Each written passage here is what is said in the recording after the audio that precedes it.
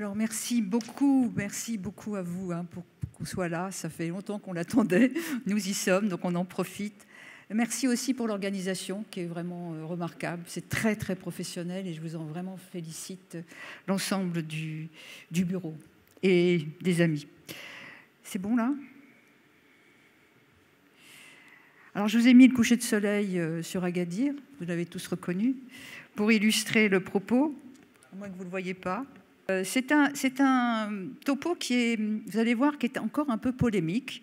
Et c'est vrai qu'on a une tendance actuelle à opérer très tôt les patients. En tout cas, c'est ce qu'on est en train de tenter de nous faire à propos de certaines publications qu'on va voir ensemble. Et vous allez voir que les choses méritent d'être reprises dans l'ordre pour savoir quelle attitude faire devant des IM importantes asymptomatiques sur prolapsus. Alors, je reviendrai pour ça sur les recommandations anciennes de 2017, qu'elles soient nord-américaines ou qu'elles soient européennes, en vous disant naturellement qu'un malade qui est symptomatique doit naturellement être opéré, mais chez les patients asymptomatiques, eh bien, vous allez envoyer les patients chez le chirurgien si vous avez des signes d'altération de la fonction contractile du VG qui est définie par une fraction d'éjection inférieure à 60%, ou un diamètre télésystolique du ventricule gauche égal ou supérieur à 45 mm en 2017 pour les recommandations européennes et à 40 pour les nord-américains. Il y a une classe 2A à l'époque où on nous disait effectivement que même si la fraction d'éjection était préservée, mais qu'on avait une haute probabilité de succès de la réparation valvulaire, et ça c'est un leitmotiv qui reviendra au cours de cette présentation. Est-ce qu'on peut réparer la valve? Parce que la finalité c'est de réparer, bien sûr, et ce n'est pas de faire un remplacement valvulaire. Et si le risque chirurgical est bas en cas de fibrillation auriculaire paroxystique, en cas d'hypertension artérielle pulmonaire au repos supérieur à 50, en cas de dilatation de l'oreillette gauche au-delà de 60 mm par mètre carré. Alors si on regarde cette grosse méta-analyse nord-américaine, on voit déjà que le prolapsus fait 61% des cas des malades opérés, que 47% de cette population globale avait une fraction d'éjection inférieure à 60%, 34% étaient en fibrillation auriculaire, heureusement, 83% avaient pu être réparés et que la mortalité opératoire était très faible, 1,2% pour les IM dégénératives. Si on regarde un petit peu plus précisément cette population, on voit qu'en fait, près de 60% de ces patients en Amérique du Nord, donc a priori des populations qui sont souvent opérées, eh bien 60% étaient symptomatiques, que un tiers des patients avaient une fraction d'éjection inférieure à 60 et un diamètre télésystolique supérieur à 40, donc avaient dépassé les critères opératoires habituels, et qu'en fait, très peu avaient de vrais IM asymptomatiques. Beaucoup d'entre elles avaient ce qu'on appelle des triggers de mauvaise tolérance, c'est-à-dire une fibrillation auriculaire et une PAPS supérieure à 50. Alors la vraie problématique, c'est ça. On sait que d'opérer les gens, eh bien, ça va leur éviter de mourir. On sait aussi que le problème de l'insuffisance mitrale, c'est de conserver la fraction d'éjection. Donc, si on fait une chirurgie un peu trop tardive, on risque de perdre le bénéfice de la réparation de la fuite par l'installation d'une dysfonction ventriculaire gauche irréversible post-opératoire. Opérer trop tôt, c'est aussi, même si on nous annonce des risques opératoires très faible, c'est aussi faire courir un risque à un patient, parce qu'un malade asymptomatique, eh bien, la mauvaise réparation valvulaire ou la médiasténite, ça n'existe pas que pour les autres. Et donc, la vraie problématique, c'est de savoir quel est le moment optimal de la chirurgie. Alors là, il y a l'océan qui sépare deux grandes politiques. Les Nord-Américains, avec comme chef d'orchestre, je dirais, Lamayo et Enriquez Serrano, qui nous dit depuis des années qu'il faut opérer les patients qui ont des IM sévères asymptomatiques très tôt, asymptomatiques, même s'ils sont asymptomatiques, il faut les opérer. Donc quelques nuages sur l'Atlantique par rapport à une attitude qui est là aussi orchestrée par Raphaël Rozenek en Autriche, qui nous dit qu'il faut être watchful waiting. Je traduirais ça par surveiller de façon très attentive les malades. Et s'ils sont vraiment asymptomatiques, eh bien, il n'y a pas de différence de survie chez les patients qui ne sont pas opérés par rapport à la population non porteuse d'insuffisance mitrale. Ça a été confirmé par ce papier beaucoup plus récent, toujours de la même équipe, en 2018, qui transforme the watching, waiting par active surveillance, c'est-à-dire une surveillance très assidue, c'est-à-dire que les malades sont revus régulièrement, interrogés avec des épreuves d'effort. Alors, le problème est que les Américains reviennent à la charge en nous disant « Attendez, vous avez défini les insuffisances mitrales en forme moyenne à sévère, et puis maintenant vous savez le faire très bien, mais vous voyez que en fait, le pronostic vital ou le pronostic commence à tourner par rapport à la population normale, sans prolapsus, dès 20 mm de carré de surface de l'orifice régurgitant. D'un air de dire, n'attendez pas que les fluides soient très sévères, est-ce qu'il ne faut pas les opérer plus tôt? Alors la première chose, à mon avis, à faire, c'est de savoir si vraiment votre malade est asymptomatique. Je vous rappelle que dans des populations générales, il y a environ 30% des patients qui ne déclarent pas de symptômes, qui ont peur du chirurgien et qui ne déclarent pas de symptômes. Donc l'épreuve d'effort, ou mieux la VO2, ou même l'écho d'effort, sur laquelle je reviendrai, moi, me paraît fondamental pour affirmer le caractère asymptomatique. Alors, on va la faire chez un malade dont on ne sait pas très bien s'il est asymptomatique ou pas, pour vérifier le caractère vraiment asymptomatique, si ce n'est pas un faux asymptomatique, et peut-être chez des patients qui sont symptomatiques, qui déclarent des symptômes, mais qui sont discordants avec le degré de la fuite, en particulier éliminer une coronaropathie associée. Et puis vérifier la cause de l'arrêt. Est-ce que c'est parce que le malade est déconditionné ou est-ce que c'est parce qu'il est dyspnéique vraiment à l'effort? Donc ça, c'est très important. Et Denis Marcadet, à qui je fais un petit clin d'œil, il l'avait parfaitement défini dans ses recommandations. Et depuis fort longtemps, on savait qu'un pic de VO2 inférieur à 85% était un facteur prédictif d'événements cardiovasculaires de la chirurgie. Donc, est-ce que notre patient est vraiment asymptomatique? Une fois qu'on est sûr qu'il est asymptomatique, eh bien, on va stratifier son pronostic avec des étapes successives. Le retentissement ventriculaire gauche, et ça, vous avez l'écho, bien sûr. Vous avez peut-être l'IRM, on vient d'en parler. Le strain, on en dira un petit mot. Et puis le retentissement en aval du ventricule, l'oreillette, les pressions, la fuite tricuspide éventuelle, la fonction VD. Et là également, vous avez le TT. Et enfin, une fois que ces étapes sont franchies, vous irez voir chez les malades qui sont totalement asymptomatiques s'il y a une faisabilité d'une chirurgie réparatrice. Alors, rapidement, parce que vous le savez, la fonction VG. La fonction VG, c'est fondamental parce que l'IM, c'est un modèle, je dirais, de variation de la fraction d'éjection en fonction de la volémie. Vous avez une précharge augmentée, souvent une post-charge qui est basse, donc vous allez booster un petit peu, vous allez améliorer cette fraction d'éjection. Et c'est vrai que l'on sait depuis fort longtemps qu'une fraction d'éjection en dessous de 60%, eh bien, c'est une dysfonction ventriculaire gauche dans l'insuffisance mitrale. Et parallèlement, on avait défini dans ces études de Tribouillois qui datent déjà qu'un diamètre télésystolique inférieur à 40 est également supérieur à 40 était également un signe péjoratif de dysfonction. Et il avait même été plus loin puisqu'il disait que c'était à 37 mm que on a commencé à observer une augmentation de la mortalité. Et on pouvait voir que lorsque la fraction d'éjection était inférieure à 64 et le diamètre télésystolique supérieur à 37, on avait une dysfonction post-opératoire à 33%. Et même chez les patients qui avaient une fraction d'éjection conservée supérieure à 64 dans cette étude et un diamètre télésystolique inférieur à 37, eh bien on avait malgré tout presque 10% des patients qui avaient une dysfonction VG. Et l'on sait fortement qu'on perd en moyenne 10% de fraction d'éjection par rapport à la fraction d'éjection au moment où on opère le malade. Donc une fraction d'éjection relativement normale est faussement normale en raison de ces conditions de charge qui sont très favorables. Alors on essaye de traquer la dysfonction ventriculaire gauche débutante puisqu'on a vu que la 60% c'est vraiment limite. Alors le strain a été beaucoup utilisé, les cutoffs c'est moins 19% et on a vu que effectivement, lorsque le strain était abaissé, eh bien, le pronostic était moins bon. Alors, il faut faire très attention parce que la valeur seuil est variable selon les études et que c'était des études qui ont été faites en rétrospectif dans des populations chirurgicales et qu'en fait, elles prédisaient une dysfonction ventriculaire gauche en post-opératoire. C'est repris dans les recommandations de 2017 et en 2021 également, mais attention, ce n'est naturellement pas un facteur décisionnel. additionnel, c'est quelque chose qui va se surajouter, en particulier c'est souvent associé au BNP. Effectivement, c'est un élément pronostic supplémentaire chez les patients qui sont envoyés pour la réparation valvulaire.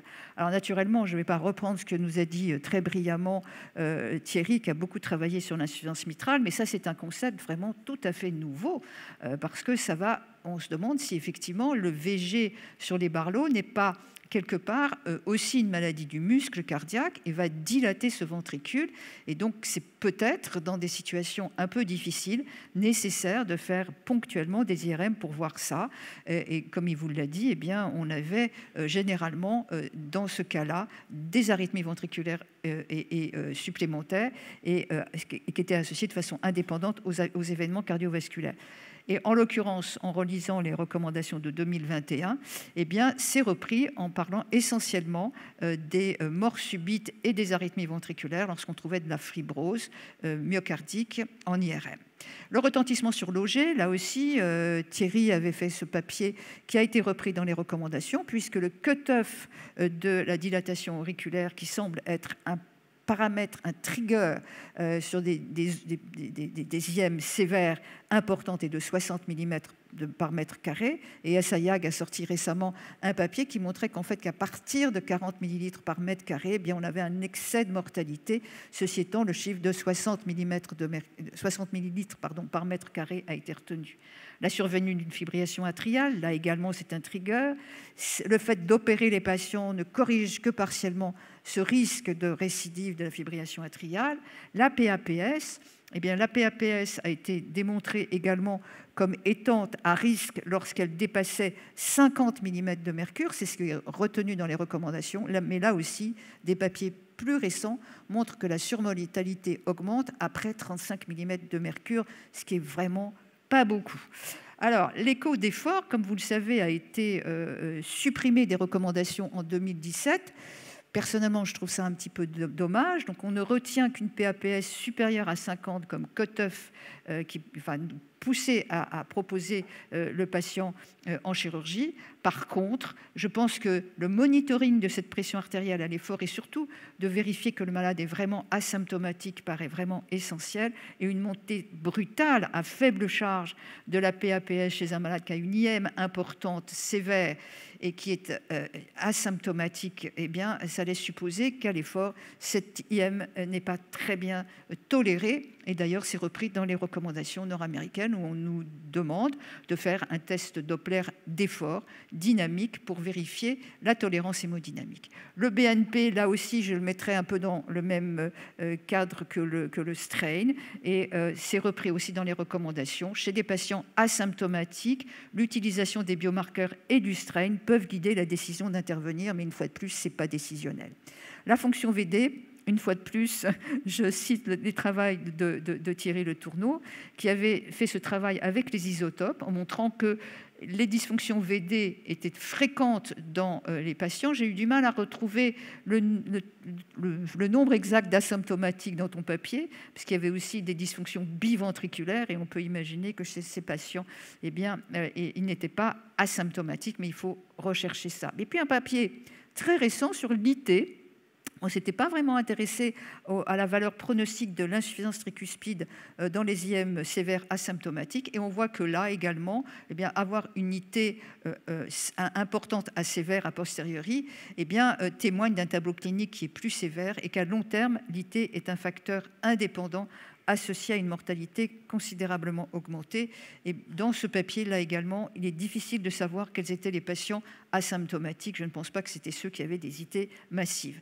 Donc il y a eu ce score qui a été proposé toujours à partir du registre MIDA, qui est le grand registre nord-américain des IM de la Mayo, et qui, sur plus de 3000 patients, propose 3 facteurs cliniques, l'âge, les symptômes et la fibrillation atriale, et puis 4 facteurs écho qui sont le diamètre auriculaire, la PAPS supérieure à 50, le diamètre télésystolique supérieur à 40 et la fraction d'éjection inférieure à 60. Alors, qu'est-ce qui a changé depuis 2017 grâce à ces recommandations qui viennent de sortir? En ce qui concerne les recommandations européenne, eh bien, vous voyez qu'on a de façon définitive accepté le 40 mm alors qu'on était à 45 mm sur les recommandations de 2017, mais qu'on reste pareil pour un accès de fibrillation atriale ou une PAPS supérieure à 50, qu'on insiste beaucoup sur la faisabilité durable d'une plastie et un faible risque chirurgical et une dilatation auriculaire pour opérer ces patients. Sinon, on nous recommande vraiment de suivre les patients. Si on regarde maintenant ce qui s'est passé outre-Atlantique, eh bien, on voit qu'en fait, ils ont terriblement simplifié leur décision, puisque vous voyez que tous les patients qui ont une IM sévère, asymptomatique et qui ont une mortalité inférieure à 1%, avec 95% de chances d'avoir une plastie durable, eh bien, ils opèrent les patients. Donc, vous voyez, on ne parle même plus de la fibrillation, on ne parle même plus de la PAPS. Si ce n'est pas le cas, ils insistent énormément sur le suivi vraiment des patients pour les envoyer chez le chirurgien. Alors, naturellement, c'est la réparation qui compte. C'est donc très important, pas besoin de vous montrer ces papiers qui sont explicite et qui montre que naturellement il faut réparer. Le but c'est de réparer, c'est naturellement pas de faire un remplacement. Ça améliore la fonction VG, ça améliore naturellement le pronostic à long terme, et c'est vrai qu'on assiste à des grandes évolutivités des techniques chirurgicales, c'est-à-dire que des IM qui paraissaient jusqu'à présent, en particulier les bivalvulaires, je parle du plan chirurgical, les prolapsus type Barlow bivalvulaires, eh bien on a des techniques opératoires qui maintenant marchent très bien. Donc les chirurgiens sont de plus en plus performants. Alors, et bien sûr, c'est dans les recommandations. Alors, est-ce qu'on a des papiers qui nous permettent, et j'ai bientôt fini, d'opérer les patients plus tôt, c'est-à-dire la early surgery?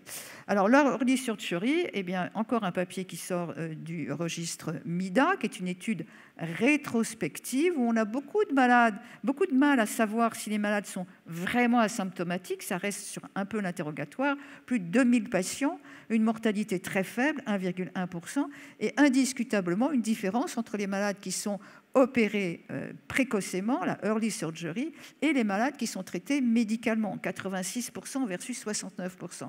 Moins de défaillance cardiaque et pas de différence par contre sur la fibrillation atriale. Mais c'est une étude rétrospective. Alors là, la publication qui nous a fait tous un peu bondir, qui est celle de 2014, une équipe coréenne, 610 patients d'âge moyen 50 ans, 10 asymptomatiques et 2 groupes, early surgery versus traitement médical, sauf que quand on regarde bien le papier, on dit que le choix de la early surgery ou du traitement conventionnel pour chaque patient est à la discrétion du médecin traitant. Donc, quand on nous parle de heart team, quand on nous parle de multimodalité, là, c'est quand même un peu surprenant. C'est une étude donc, qui, à mon sens, n'a pas beaucoup de valeur, d'autant que la mortalité opératoire, eh bien, écoutez, chez eux, toutes les plasties sont parfaites et il n'y a aucune médiastinite et il n'y a aucun décès. Mortalité opératoire, 0. Donc, on est dans cette problématique. Les chirurgiens vont avoir tendance à vous dire, attendez, la mortalité est quasiment nulle. On est capable de réparer dans 98% des patients et donc on va éviter la dysfonction post-opératoire. On ne va pas attendre que le VG soit dilaté. Vous avez une IM sévère asymptomatique, eh bien il faut naturellement l'opérer. Alors est-ce que c'est aussi simple que ça? Actuellement, il n'y a aucune étude randomisée qui permette de dire de façon définitive il faut opérer plus tôt que les recommandations nous le proposent. Cette étude Reverse MR, qui est un PHRC français, où vous voyez que dans les critères d'inclusion, on nous dit patient asymptomatique selon l'interrogatoire, alors qu'il y a 30% des patients qui ne déclarent pas de symptômes, ou après une épreuve d'effort si on doute du caractère asymptomatique. Donc ça, c'est l'étude randomisée qui est mise en place, où on va regarder la différence entre des patients qui vont, entre guillemets, bénéficier d'une early surgery et ceux qui vont, au même titre que le propose l'équipe de Vienne, surveiller très attentivement les malades et ne les opérer que s'il y a des paramètres qui bougent. Donc, en conclusion, eh bien, si vous avez une dysfonction VG, naturellement, selon les critères qu'on vient de dire, eh bien, il faut faire une chirurgie rapide, même si le patient, bien sûr, est asymptomatique. On a vu que chez les Nord-Américains, c'était effectivement la majorité des patients qui étaient opérés au-delà des critères habituellement requis. s'il n'y a pas de dysfonction VG et que l'IM est hautement réparable, eh bien vous allez stratifier le risque. Et avant tout, vous allez vous assurer que le malade est vraiment asymptomatique avec au moins une épreuve d'effort. Dépister une dysfonction débutante, le strain, le BNP, on a vu que l'IRM, mais on ne va pas faire des IRM à toutes les IM. L'HTAP de repos, et je pense vraiment l'HTAP monitoré par l'écho d'effort, le volume, la dysfonction VD, sans oublier bien sûr une discussion sur la comorbidité du patient et sur l'expertise du chirurgien. Et dans ce cas-là, eh bien, peut-être qu'on sera amené à proposer une chirurgie précoce. Ceci étant, si on me demande mon avis, eh bien, je pense que je reste extrêmement raisonnable. Si tous ces critères n'existent pas et que le malade est compliant, c'est-à-dire qu'il est prêt à venir voir le cardiologue tous les 6 mois, il est prêt à refaire des échos d'effort, il est prêt à avoir une écho pour voir s'il y a des variations de son diamètre et de sa fraction d'éjection, je pense que je vais avoir une attitude attentiste. Par contre, si le patient n'est pas coopérant, ne veut pas se plier à une discipline de surveillance et qu'il a tous ces critères, a fortiori s'il a des triggers de sévérité, eh bien, je pense qu'on pourra à ce moment-là le confier à un chirurgien qui sait réparer les valves. Je vous remercie de votre attention.